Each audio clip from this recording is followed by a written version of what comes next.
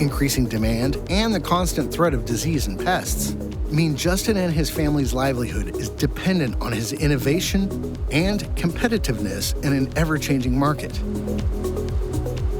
Just this year, potato growers in Ontario are testing new biostimulants to increase harvest yield, and new technology is always being released. The work is never finished on staying ahead of the curve.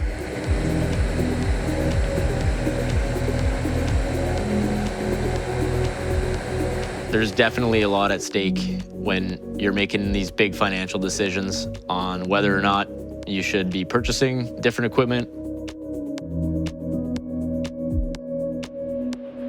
But in order to stay competitive and to stay cost effective, you have to stay up with the technology and stay up to date.